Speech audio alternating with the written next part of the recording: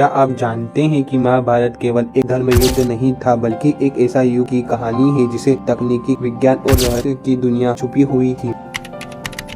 आज से हजारों साल पहले क्या इंसान उड़ने की क्षमता रखता था? पुष्पक विमान का जिक्र तो रामायण में आता है, लेकिन महाभारत में भी ऐसे कई विमान का उल्लेख मिला है। युद्ध के समय सकलाव नामक राजा ने यंत्र इस्तेमाल किया था जिसे वह द्वारका पर आक्रमण के लिए आए थे। इसे शोभा विमान कहा गया। यह विमान अदृश्य हो सकता था, दिशा बदल सकता था और ऊर्जा के स्रोत से चलता था। क्या यह आधुनिक ड्रोन तकनीक या फिर यूएफओ जैसी कोई यंत्र था?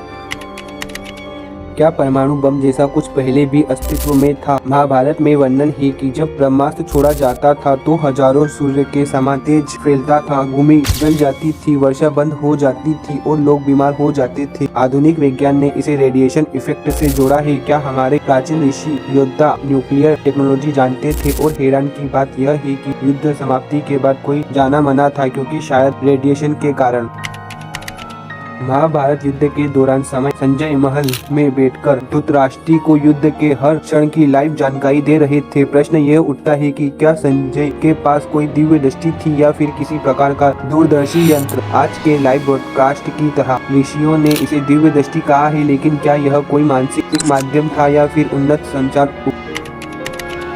द्वारका श्री कृष्ण की नगरी समुद्र में समा गई। 2001 में समुद्र के अंदर गुजरात के पास जो खोज हुई उसमें एक डूबी हुई शहर की संरचना मिली। सड़कें, ईंटें, दीवारें और मंदिर के अवशेष। क्या यह द्वारका थी? अगर हाँ तो यह हजारों साल पुरानी एक अत्याधुनिक शहर था।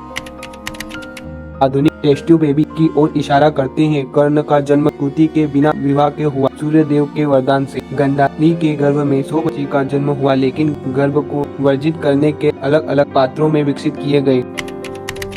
द्रोणाचार्य, कृपाचार्य और भीष्म जैसे योद्धा केवल शस्त्र में ही नहीं बल्कि मंत्रों के ज्ञान भी थे। महाभारत में कई जगह वर्णित है कि मंत्र में शत्रु की बुद्धि भ्रमित की जा सकती थी। ब्रह्मास्त्र को छोड़ने के बाद उसे वापस लेना नहीं सीखा था, यानी यह एक अपरिवर्तन हथियार था जो मानसिक स्रोत से चलता था। महाभारत केवल एक ग्रंथ नहीं बल्कि ज्ञान, विज्ञान, संस्कृति और चेतना का महासागर है, पर अफसोस इनके कई रहस्य आज इतिहास से मिटा दिए गए हैं।